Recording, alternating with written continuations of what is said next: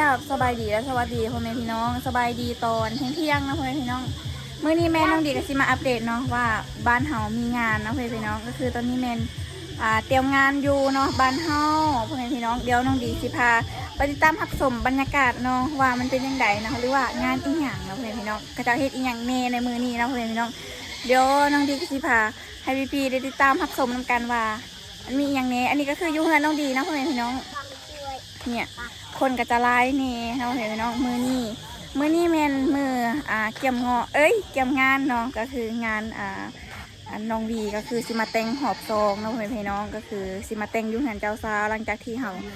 ได้ไปทรงสาวแล้วยุ่งหันเจ้าบ่าวเนาะคือที่คลิปที่น้องดีได้ปล่อยออกไปเนาะก็คือPPFCก็ได้ติดตามรับชมน้ำกันเลยเนาะก็ได้หู้ข่าวๆใครติดตามกับน้องดีแท้ๆเนาะพี่น้องเดี๋ยวน้องดีสิพาชมบรรยากาศเนาะว่าข้าเจ้าเฮ็ดยังเน่เกี่ยมยังเน่เนาะในงานแต่งเนาะพี่น้องที่ของประเพณีของชนเผ่าตะโอ้ย12ของ14ว่าเพิ่นเกี่ยมยังเน่เนาะพี่น้องนี่อันนี้ก็คือภาพบรรยากาศเนาะก็คือมื้อนี้แม่นญาติพี่น้องของฝ่ายสาวเนาะก็คือสิมาเกี่ยมเฮ็ดอยู่เฮ็ดกินเนาะก็คือเกี่ยมไว้อันนี้เพิ่นก็จะเฮ็ดอันนี้เนาะก็จะสิเฮ็ดอันนี้มาให้ตอนรับเคยเนาะมาสังเกตบ่แล้วเวลามีงานเนาะทางชนเผ่าตะโอยแมนจะมีบอลอันนี้เพราะว่าเขาต้องหับเคยให้อยู่บอลนี้นะพี่น้องแต่การหากระสีเสาเต้นเน่นะพี่น้องนี่อันนี้เขาเจ้ากระสีต้มข้าวต้มพี่น้องก็คือต้องเตรียมตั้งแต่มื้อนี้นะเพราะว่ามื้ออื่นมันเคยจะมานะพี่น้องนี่เดี๋ยวน้องดิสิไข่เบิ่งสิไข่เบิ่งนี่อันนี้จะเป็นข้าวต้มพี่น้องก็คือต้องต้มไว้หลายๆชั่วโมงเลยเนาะเผื่อตอนหับเคยนะพี่น้องอันนี้ก็คืออันนี้ภายในงานนะพี่น้องภายในเกี่ยมงานก็จะประมาณนี้อันนี้มันจะเป็นใบตองนี่ใบตองตัวนี้น้องดีกับซีเฮ็ดคันมักเบ่งนะพี่น้องกับบุหัวซีได้บ่แต่ว่าหน่อยบุหัวซีเฮ็ดได้บ่ก็จืดๆคนนะเบิ่งมาน่าก็ได้ไหมให้เด็กก็น้อย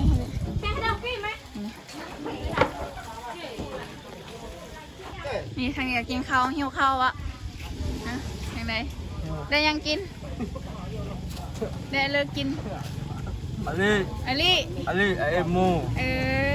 อลีนะเพื่อนน้องก็คือกินหมูนะเพื่อนน้องนี่ก็จะประมาณนี้อันนี้ข้าวอันนี้ก็จะเป็นลาบป่านี่ก็คือปลานิลที่น้องดีไปสืบตะกี้นี้แต่ว่าน้องดีไม่ได้ถ่ายเนาะแล้วก็พลาดโอกาสนึงก็คือน้องดีลืมถ่ายตอนที่กระเจ้าห่อข้าวต้มเนาะการน้องดีลืมไปนี่แต่ว่าน้องดีสิถ่ายให้เบิงข้าวต้มที่สุกแล้ว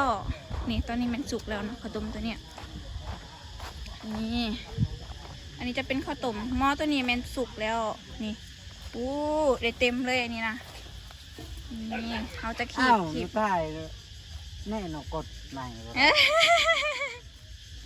อันนี้จะเป็นข้าวต้มก็จะต้มก็ประมาณ2-3 ชั่วโมงพอละจังสีสุกแค่นี้ค่ะแมนนี่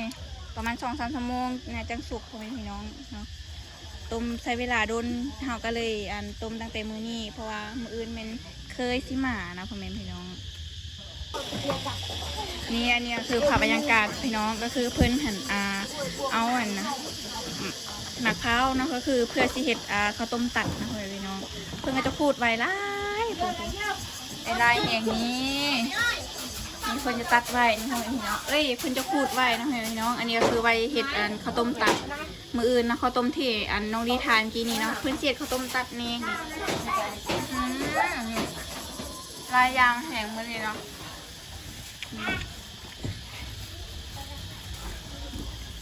ใส่ถุงว่าแซ่บ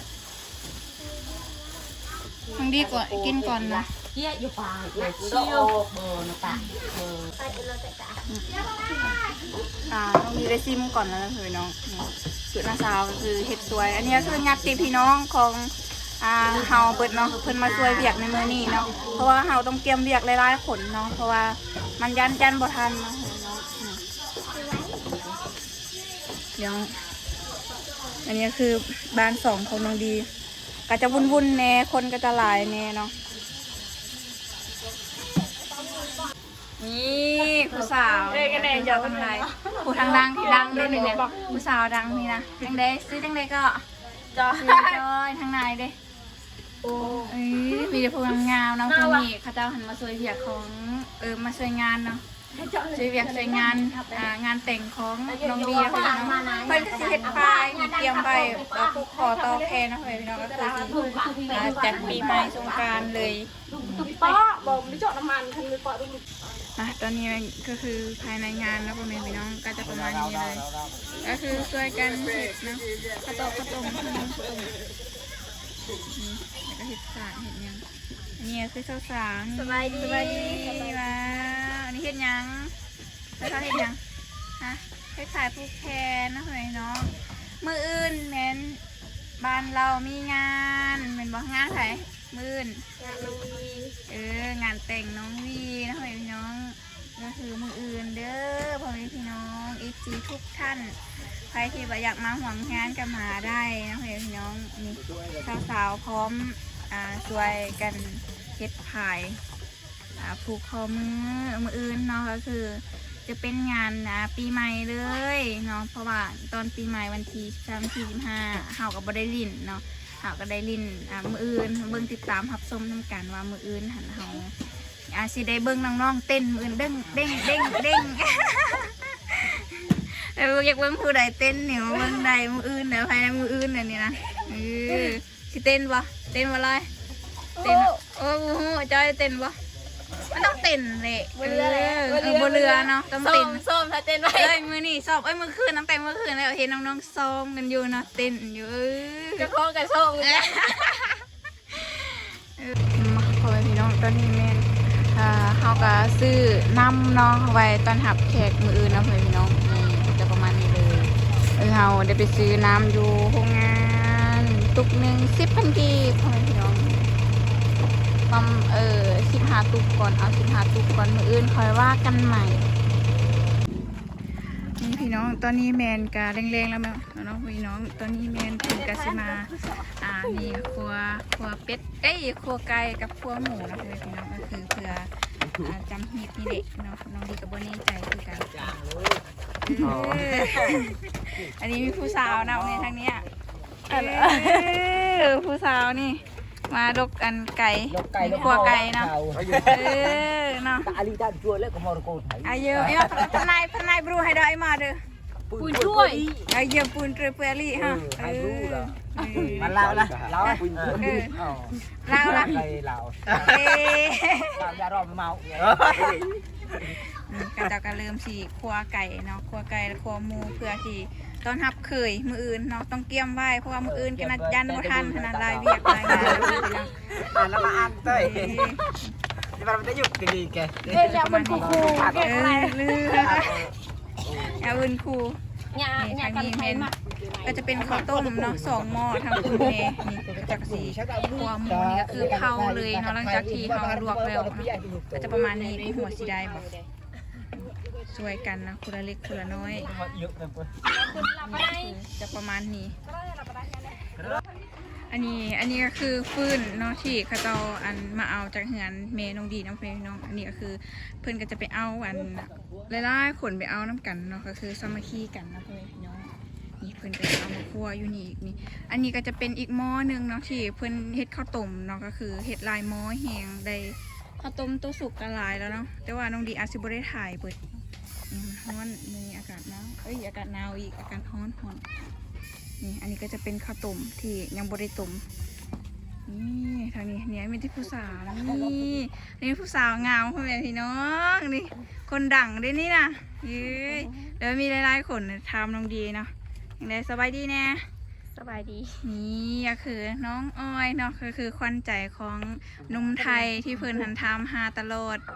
เนาะน้องอ้อยเพิ่นบอกว่างามให้ดีหันไปถ่ายคลิปนำไปเฮ็ดกิจกรรมนำแต่ว่ายังบ่มีเวลาไปเฮ็ดจักเถื่อเนาะก็คือน้องดีกันยุ่งสวงนี่ก็คือนี่แหละเกี่ยมงอกเกี่ยมงานน้องนุ่งเนาะก็คือพี่ FC ได้ถามน้องดีก็คือเป็นงานยามใดก็ได้เป็นแต่แขกรับเชิญ ยังบ่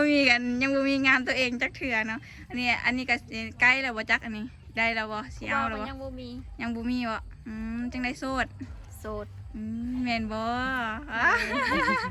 แม่นมืออื่นมือสิเอาผัวปะได้นี่มีหลายคนเนาะที่บอกว่าโสดสุดท้ายอ่ะมืออื่นมือฮือก็คือแบบโสดยังบ่มีผัว ยังบ่มีบ่เปิดใจบ่ถ้ามีนี่ เปิดใจ เปิดใจเนาะมักรุ่นใดมักรุ่นใด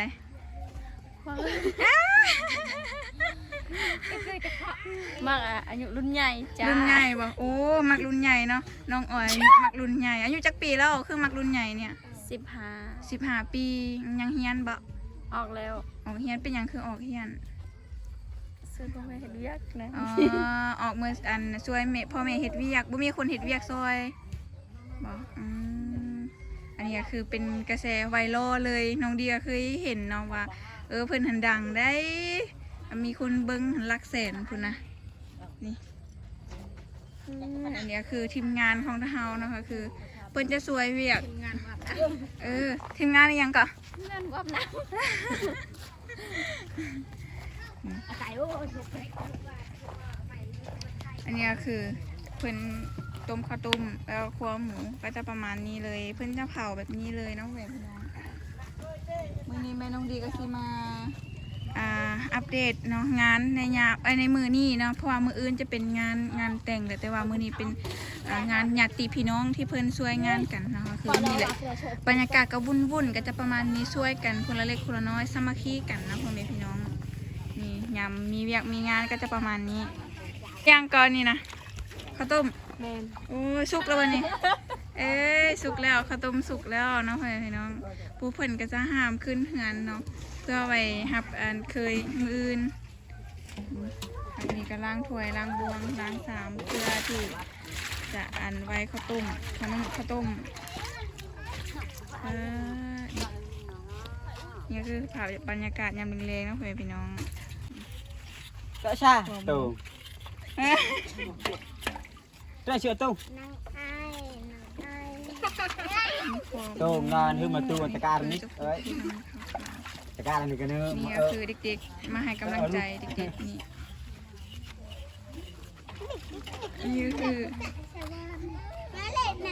น้องจอยเห็นยังตันรวยครัวไก่เนาะบ้านเฮาเอิ้นว่าตันรวยนะพ่อแม่พี่น้องอาจจะช่วยกันนะผู้หญิงผู้ชายก็ช่วยกันเบิดเนาะบ่ทุกคน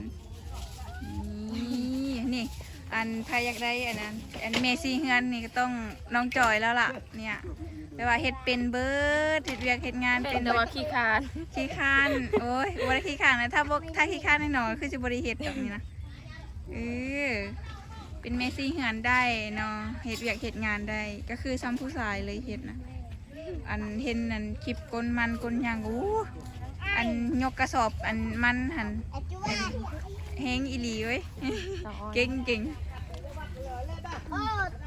นี่ทางนี้ผู้สาวได้นี่นะผู้สาวได้นี่ทีนี้วันนี้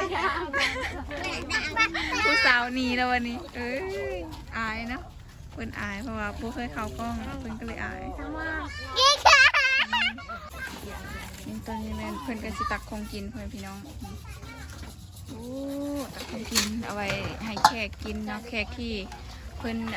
หักเอามาเนาะเพิ่นก็สิตักของกินก็คืออันนี้ก็คือต้มปลานิลพ่อแม่พี่น้องจะประมาณนี้สิตักให้ใครที่แบบหิวก็สามารถไปว่าตักได้เลยโอ้ดอกไฟ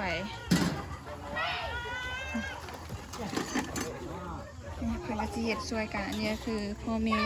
ของน้องจอยน้องอ้อยน้องพ่อแม่พี่น้องจะเห็ดช่วยกัน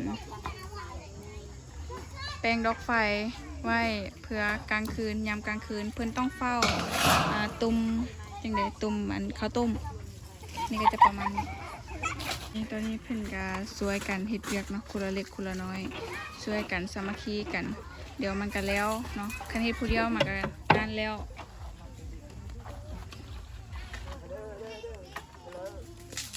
น้องดิสิให้เบิ่งภาพบรรยากาศคร่าวๆเห็นบอกเขาแก้เสือไฟแก้เสือคือหอนมือนี้หอนแหงหอนแบบหอนเอาอีหล่อด่าลงแฟนเอาหรอ เอามา จับน่ายิ้มเมานะ ไอ้น้องจอยธนัทเด้อน้องน้อยน้องออยบ่ธนัทเพิ่นเฮ็ดบ่ธนัทไผธนัทมันนี่ในยามกลางคืนพ่อแม่พี่น้องอันนี้ก็คืออันข้าวต้มที่สุกไปแล้วเนาะเพิ่นกระปงไว้แล้วก็ต้มเรื่อยๆนี่จนเบิดพุ่นละยังลายเติบนั่นแหละเงี้ยน่ะวะอันนี้ก็คือหม้อสุดท้ายพ่อแม่พี่น้องแต่ยังบริสุกเทื่อเนาะนี่เพิ่นจะต้มไปเรื่อยๆ เนาะต้องทำมาหก